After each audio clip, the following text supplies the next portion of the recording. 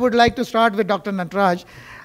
Sir, how do you see this digital transformation, one of the most used, abused, as misused word altogether, really playing havoc in our lives and our enterprises? But to set the context and see how this journey, this digital wave is really affecting multiple verticals, our enterprises, and what should be our road ahead? So thank you for the warm introduction. I think it's a pleasure always to be here amongst the designated CIOs. Okay, so how many of you know, I think anyway I'll start, I think with the Kodak movement, right? I think I'm sure that all of us has come across, right? The Kodak movement. And no one talks about the Kodak movement. But now, typically the people talk about the new Kodak movement. What is the new Kodak movement, right? Kodak basically did not go down just because the reel has been, I think, digitalized, right? That is one of the things. But what they fail to understand is, typically, they actually completely ignored the way the new next generation is moving. That today, everything is for people is an experience. For example, if you really are in the mid-40s or something like that for us, and even our ancestors and all. We take a photo, we used to have an album, and we used to see once in a while, right? But nowadays, we keep on clicking in 5 minutes, selfie and all those things. I'm sure that after that day, we never see that. So for us, I think this is called the new digital movement, which means experience that particular time. The way, I think even Rajalakshmi talked about it, right? When you go and browse the sites, right? The moment it is not there, I think you move on to the next one. It's an experience, right? So what basically stops between the digital experience and the consumer, right? Nothing but, I think, gamut of the technology, how do you use it, right? So there are various, all we are talking about today, the new Kodak movement. The new Kodak movement is, guys, about the experience, not about the product, not about the technology, right?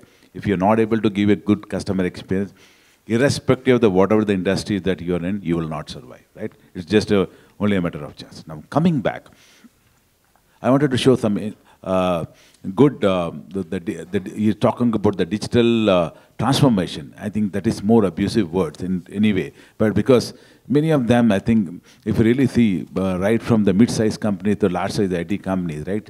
All of them have started reporting, even typical, the SAP implementation as a digital transformation in their balance sheet. After that, they realize, I think, this is something not adding up, right? So, because consumers starts understanding it. But the way I think it has been getting experienced, I think the worldwide, it is becoming very, very important. And believe me, I think we are not adopting this journey, our days are numbered, right? So this is what I used to tell to my fellow CIOs. Though I think CIO has come from the CIO, which is a Chief Innovation Officer, to Chief Integration Officer when there is a cloud and all. I think if you don't basically adopt these things, your career is over, CIO, right? I think that's what. So now coming back, there are some of the Forrester study. I think let me just focus on the data. Suppose George talked about, I think, how many, I think, the data that is being used in the mobile phone.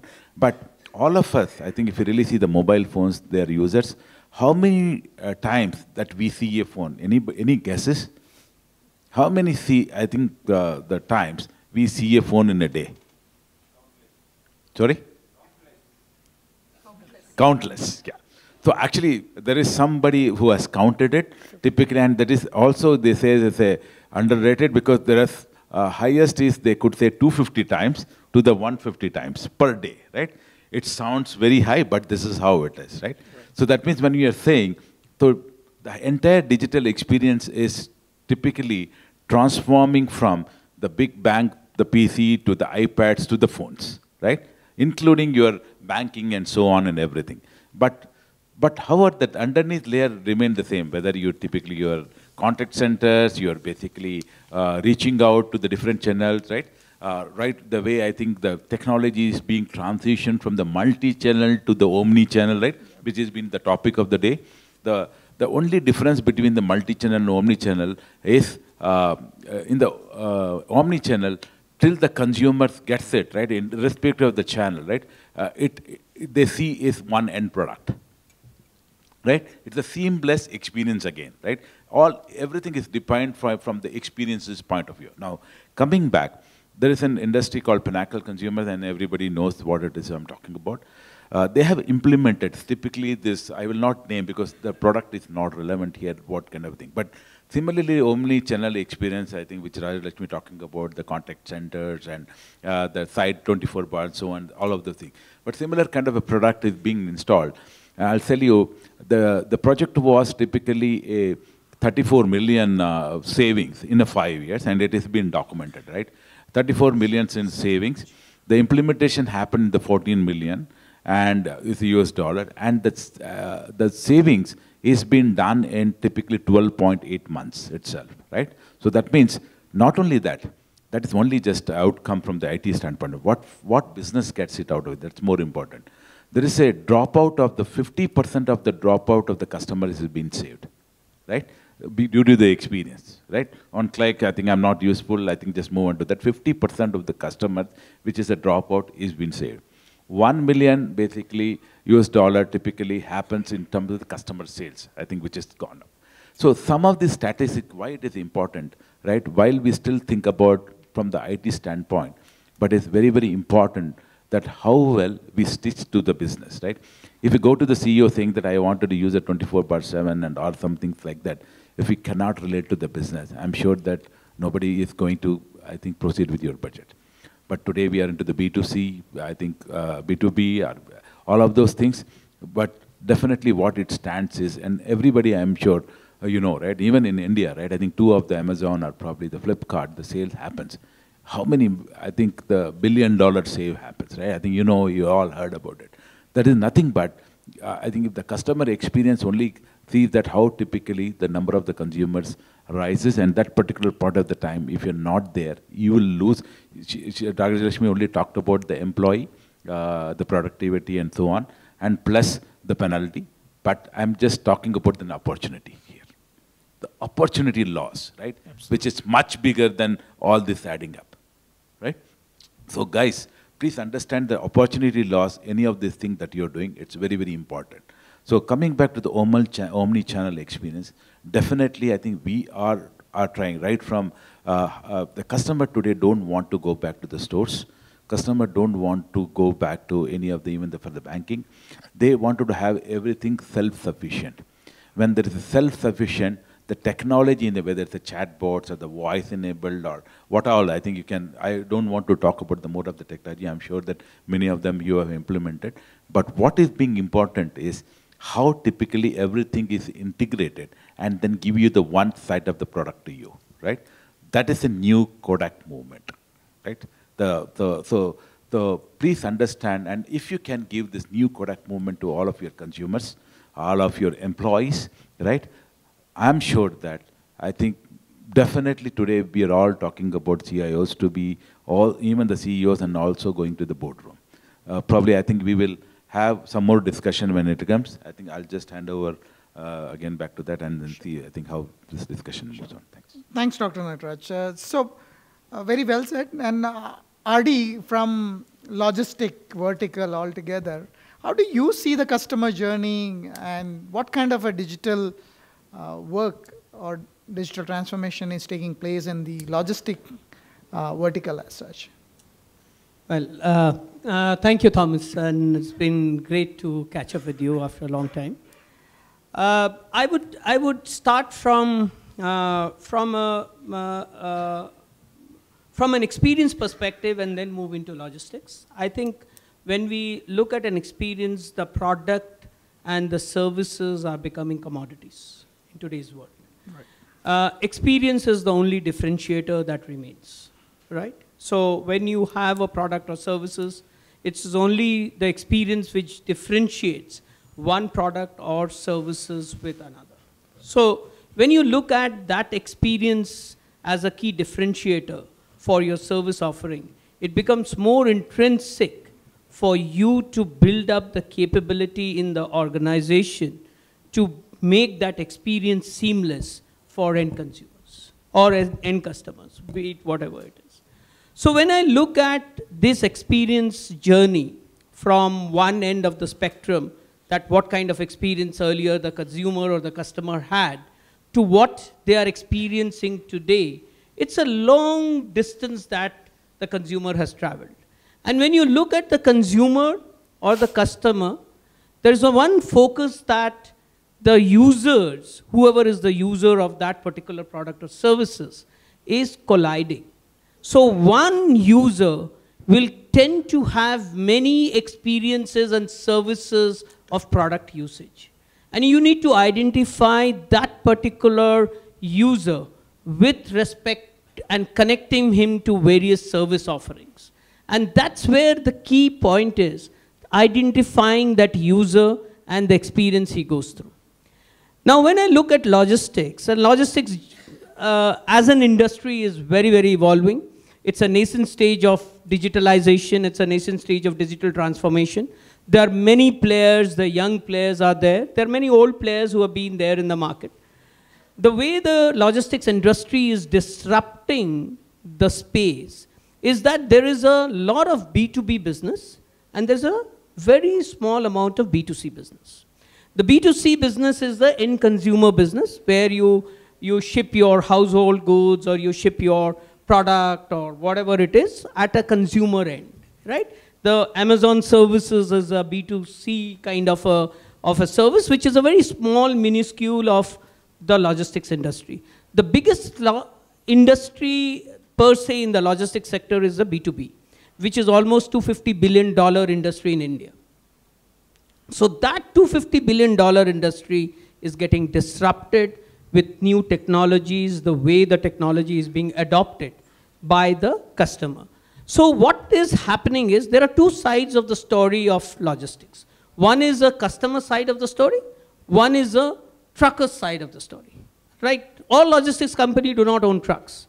The truckers do not do logistics. They transport the activity. So the logistics companies are now becoming aggregators in the industry. Right. Now what it is doing is that when it is aggregating the services from a customer end to the transporter end or the fleet owner end, it is trying to provide a seamless journey for the services that is being offered to the fleet owners as well as the services that is being offered to the customers. So the journey of a customer through the transportation services of this aggregator is actually transforming. So what it is also impacting is the cost of transportation is going down, because now you are trying to get the visibility of your pricing, which was very opaque. At one point in time, the customer never used to see what kind of pricing is available. Today, the pricing is available that if you want to transport material from Bangalore to Chennai, you know what rates the transporter is going to give you, what kind of truck the transporter is going to give you. So this entire visibility, the transparency is now coming through the digital transformation. What is also happening is there is a lot of algorithms that is getting built up in terms of tracking, tracing the trucks for any disruption that happens. There is also a lot of technology and the digitalization that's happening at the driver end. So when the driver is fatigued, the alerts keeps on happening. When is the engine oil going to be changed? When are the tires going to be changed? What is the insurance that is expiring? So these are all of the transportation challenges that were there earlier is now getting addressed through the digital transformation activities. And the way the technology is being used immensely in these areas. When you look at logistics, there are activities which is at the warehouse level, there are activities which is at the distributor end. So there is a lot of, again, the kind of technology of robotics and other things that's coming into play.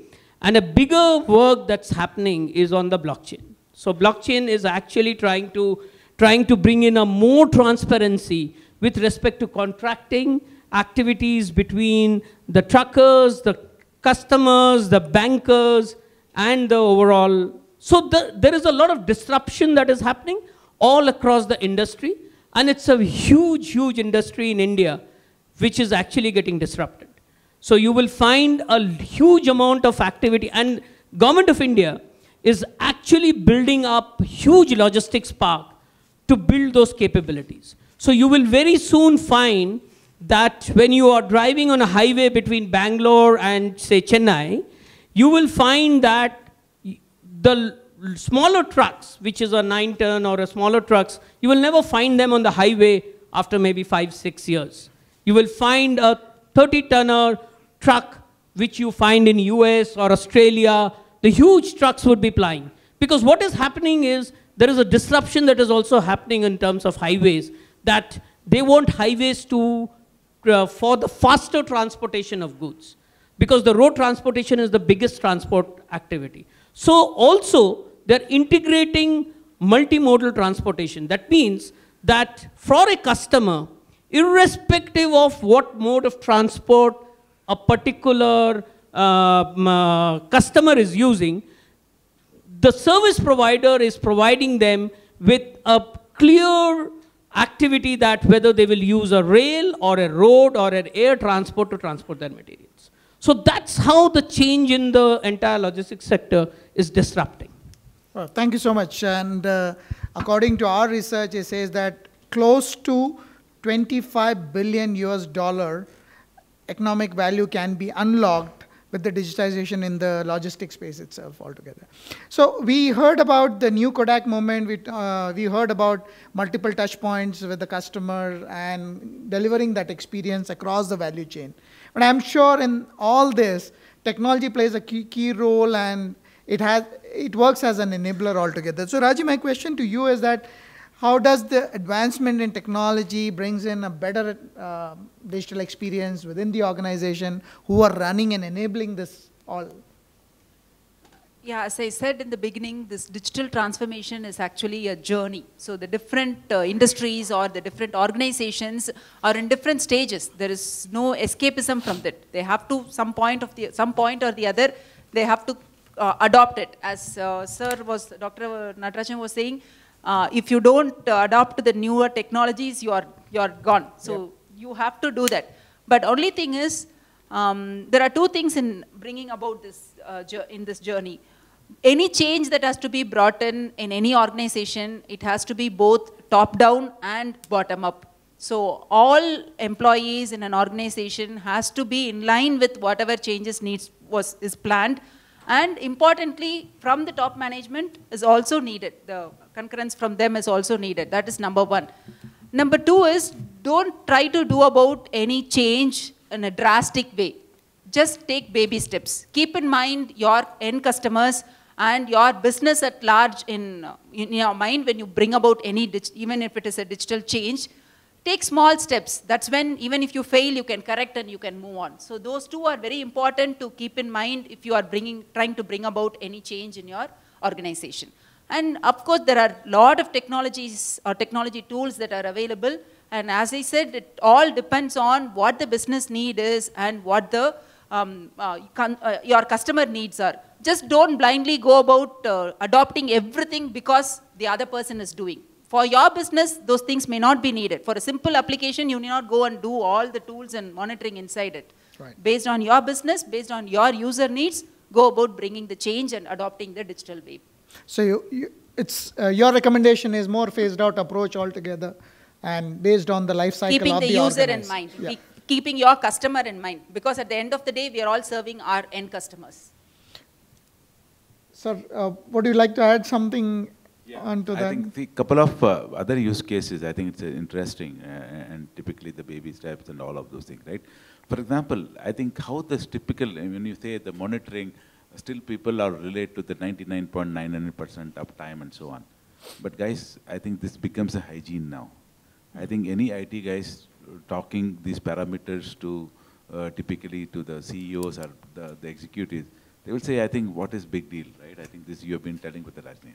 But what is important is, by using this technology, I'm just giving an example of the Prac service, supplies oxygen and so on.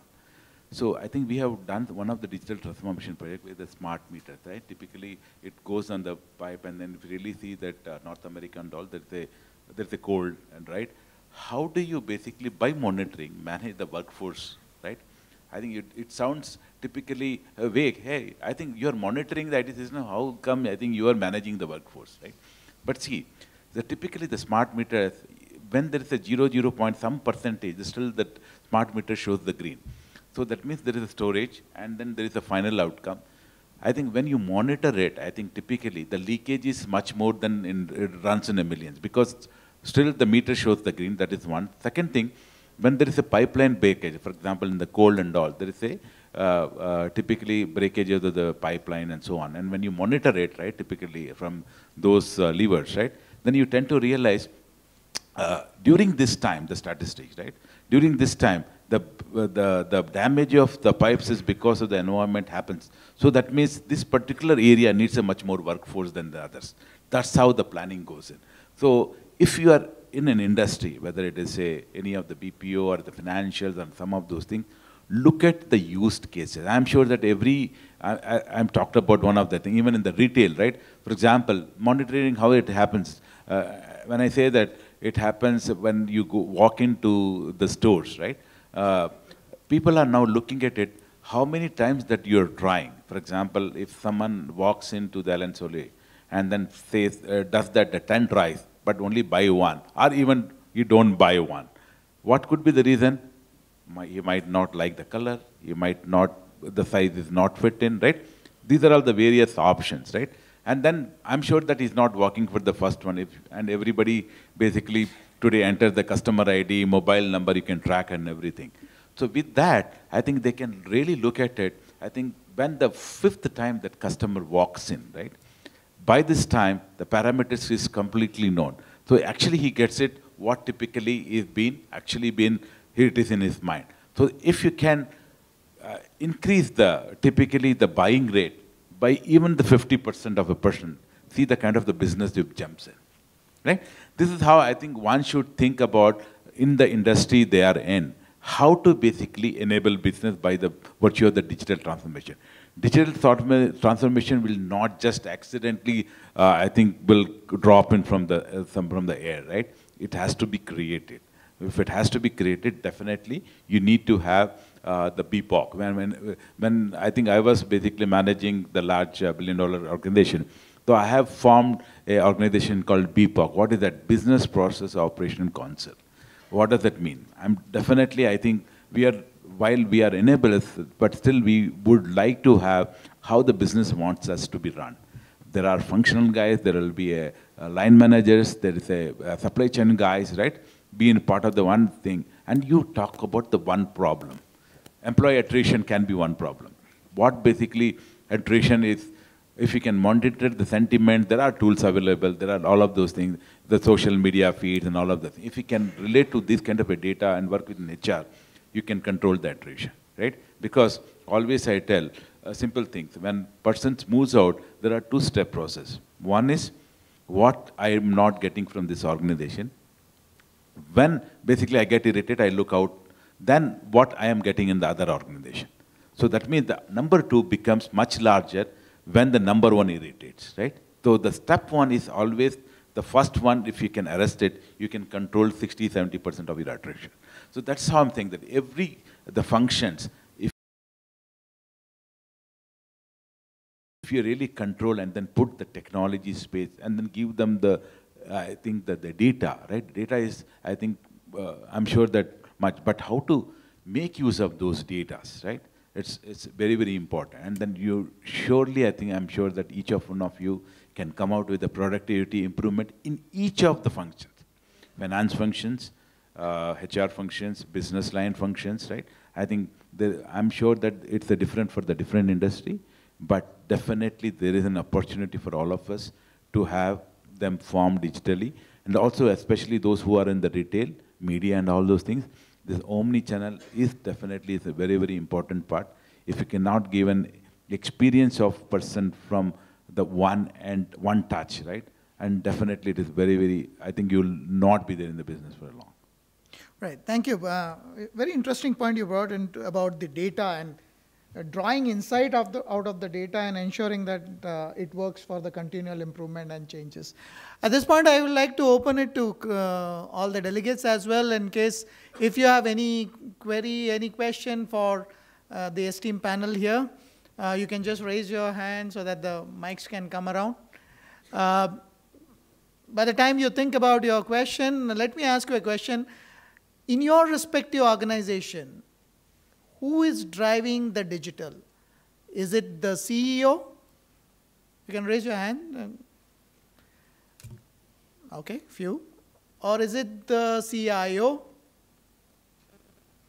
Okay, again, few hands. And or is it the business function or the business function owner?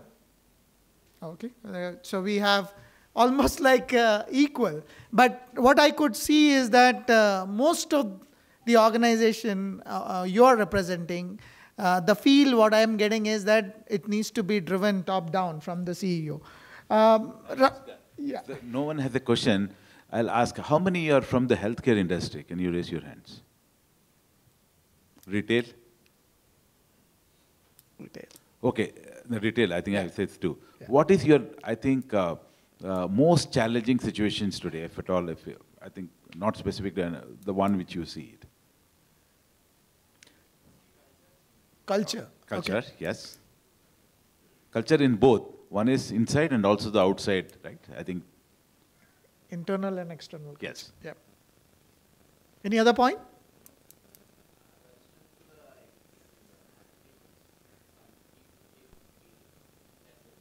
Yeah. So let me tell you, if I ask you in the retail industry, what drives most, if you ask a CEO or COO or kind of thing, if you ask him, what drives you the evaluation of a company? What he will answer it. Sorry? Yes. Walking into the store, not necessarily the pure stores, I can tell you. The Bianis and how many stores that Big Bazaar and how many you guys you know, there is a hard store inside and everything, but the evaluation of the company is much lesser than the Flipkart, right? Not because I think for anything else, because see, look at it the way I think Flipkart has revolutionized, because your warehouse can be at a place which is at the much lesser cost, where you don't have to be necessarily open your large store in the MG Road, because the cost goes up, not that how the economic comes, the consumer gets benefit. Consumer gets benefit not by basically the price arbitrage, but also the affordability. If I can give you the much more discount, definitely my supply chain should support. So suppose if I'm mastering the supply chain industry by kind of the monitoring tools, by arresting the leakages and all of those, so it should be so tight that down the line, the guy in Tirunelveli or the guy in down south or down basically where there is no larger store because it's not viable. Because if I put a, say, large store in Alansoli in one remote village of Tamil Nadu, do you think that people will buy? But do you think that there are some percentage of the people who wanted to buy? Yep. Yes. Yes? Yeah. So what basically makes it? Digital transformation. Typically, I can order Flipkart from there and it will be delivered. So that means you are, I think, already the tier 1 cities, in all, most of the places, is been peaked out. Okay, you agree? Even today we are talking about digital India, even Modi talks about from the villages, right? The next consumerization explosion will happen through the tier 2 and tier 3 and tier 4 cities. To do that, what happens is, definitely you need to be tightly integrated, which is an omni-channel experience. Yeah. Unless you do that, you cannot reach to the customer. Whether it is a banking, right? Banking is available in a kirana shop today, and how it is typically possible. You retail, you name the things, right? Healthcare, right? I think everything, because I think the medicine you can order online that give you that much percentage of the discount. How it is? Because warehouse need not to be at the MG Road or I think the Richmond Road, right? Where there is a person moves in because there is a cost of the place. He also has to collect the rent while basically giving you the medicine. So as long as you can manage with the form of the technology in the back end, right, the supply chain, definitely you have more successful in terms of the product adoption. When the product adoption happens, that creates a experience. When the experience happens, it creates a habit. When the habit it creates a monetization. That's how it is. We know about the Microsoft, right? I think how did they talk about first, I think Windows, everybody, I think that the piracy, even in India at a given point of the time is what, 40%, 50%. I'm talking about 10 years back. Now, with the cloud coming in, tell me how much is the compliance has been increased. Because they have created an habit, right? Once they created a habit, definitely you don't, I think customers are loyal to, I think they're used to it. The coffee is a habit, right? For example, Swiggy people use, right? How many times you really care, I think, if the 5-star and something, you really see that the basically chain is in the MG Road or Richmond Road, right? You don't care. I think as long as food is tasty, the order comes in time, it's a cost effective, really you don't care. So that means that allows, and Swiggy is today $1 billion organization, by the way, right? But if it allows the, even that Airbnb or even OYO, all of those things, nothing but a time slice. By managing a technology, you're doing it. Right. The moment I think you create an omni-channel experience by the virtue of the technology, irrespective of the industry, I think it is something will give you the much more the value that you're expecting. Healthcare, same. The bed cost is much more. What stops you monitoring a patient right down from the home to the ambulance, the entire basically things being done right from the blood pressure to the ECG to everything by the time he lands in, he basically consumes that much bed space in an hospital. So that much percentage saving and stuff, right? So it can apply to any of the industry that you are in. The only thing is you really need to look at it, the applications, and then how do you basically enable technology to support it. If you go to the CMO and CEO, hey, I think, tell me the 3 problems that you have, and then you solve by the digital experience, I can tell you they will love you. All right. So you talked about the experience again, but I would like to understand from Raji. Raji, you have so many technology, but how do we really evaluate which one to really go for, which tool to go for? What's the criteria I should really use when I have to really look at my infrastructure and to manage that?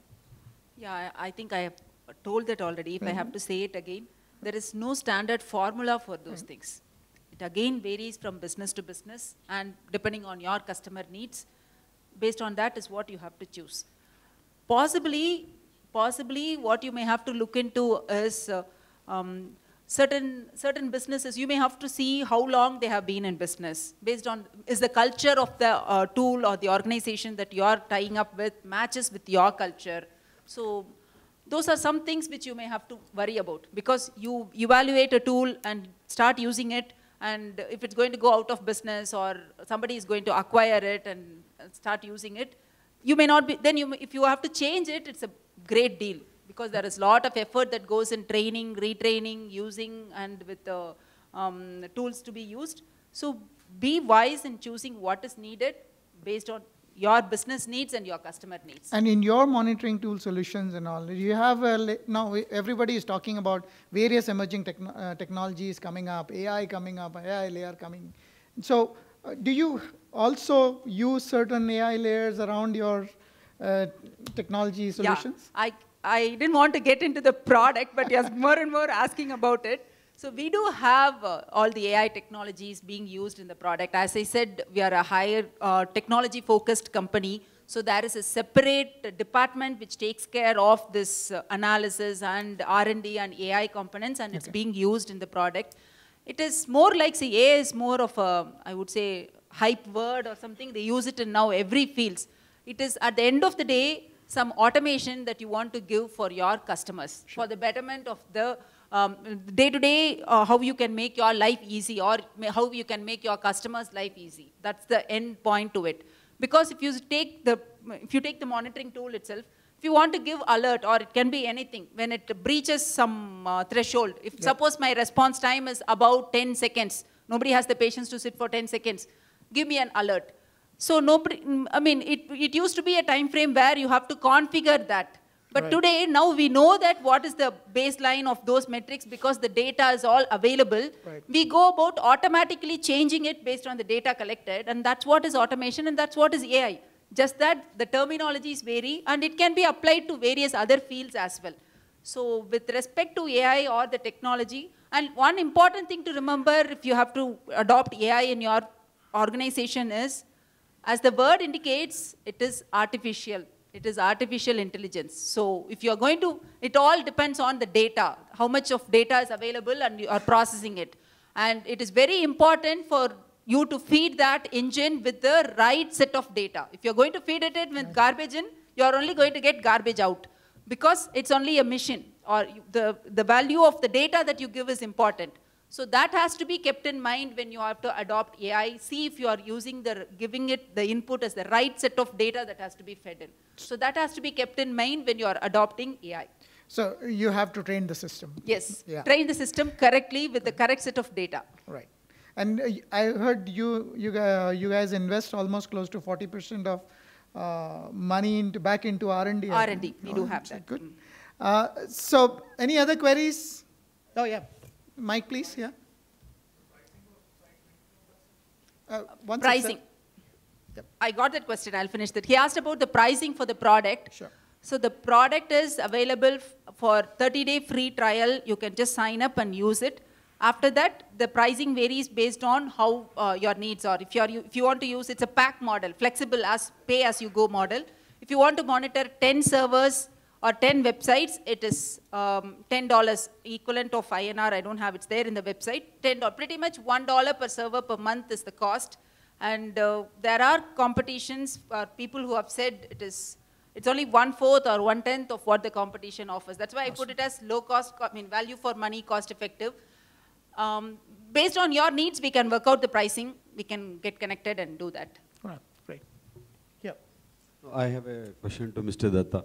You mentioned about blockchain. So what do you think that the blockchain will do the changes going forward in India in terms of the transformation, what we are discussing? I think you mentioned about the travel, transport, and things like that.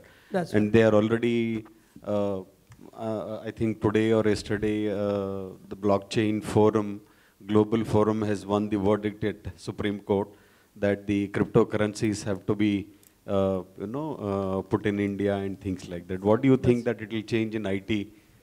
Sir, if you can just introduce yourself, that will be great, and which organization you are representing. My name is Nagaraj. I am from Allied Worldwide. Yeah. Thank you. Okay, that's a fantastic question. And so let me give you a brief on how blockchain came into picture is because of cryptocurrencies, right? So cryptocurrencies are currencies that gets mined with using different computers, and then when you have a cryptocurrency, it records the transactions in multiple computers so that you cannot erase the transactions even if you want to erase from one of the nodes, right? So it is very secured. So what happens is that when you do such kind of transactions, there is no possibility of reverting the transaction, right? So you commit to the transaction.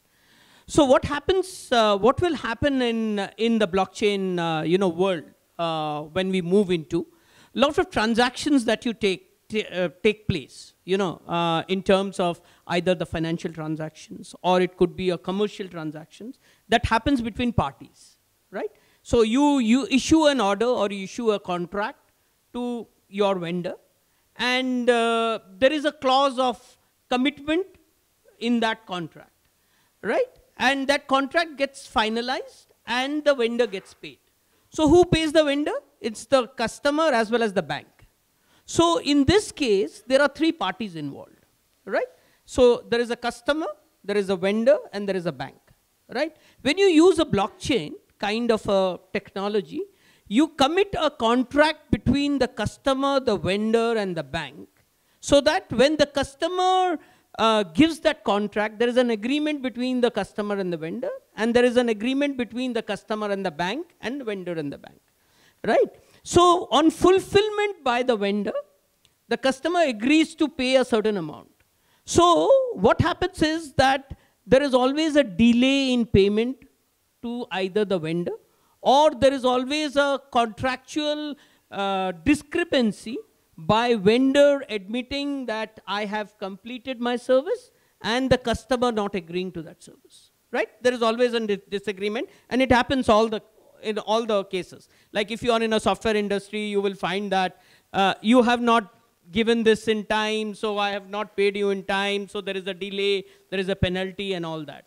So what happens in a blockchain is that these contracts are covered up in a total secured manner, so that the commitment from each of the vendor is not compromised by deficiency of service, right? So what will happen in future and what will happen the way forward, in fact, even the legal agreements and the legal court will also have this use case coming up in future, so that when you put up a case in some place, it gets logged into a kind of a blockchain kind of a technology. So in future, the use cases would be enormous, while the technology remains the same, right? So technology is also evolving in the way that the use case is being developed. So in terms of logistics, already the contracts, when you do an export of your material from any country to any country, there is a lot of documentation that happens at the port level, right? There is a lot of documentation that the origin port and the destination port, there's a lot of documentation that happens. So the smart contracts are coming into picture in terms of agreement of shipment, agreement of payment, agreement of deficiency in service, agreement of all that. So there is a lot of use case that will keep on flowing into this process in future. So definitely the currencies that we operate in today, if I need to owe you some money, I might get into a smart contract with you in future, and that money will get transferred from my bank automatically on completion of a service. So the obligation and the commitment will be transparent and will not be reverted in future. And so that I cannot go back on my commitment, neither you can go back on your payment. So that is how this blockchain will evolve over a period in time. Yes, yes, to be very honest, yes. If you want to read more, you can go to cmrindia.com. There is a research being done for the blockchain use case within the country, and you can download it. It's free of cost. So, Just to formalize the DG process, Yes. and even sure. the election Any- commission of India is doing a Yes. POC on blockchain. Sure. Absolutely. And In fact, doing the POC on a blockchain for voting. Right. So, and they are going to link up a lot of things all together with that. right. Yes, yes. Including the candidate expenditure will be, monitored through that. Yeah, quickly we can take another one or two questions if there are any. No? All right. We can take it offline anyway. It's going to be 8:30. Yeah. So we are done. And thank you so much for all those interesting questions. And I would like to thank the esteemed panel for being here, taking time out.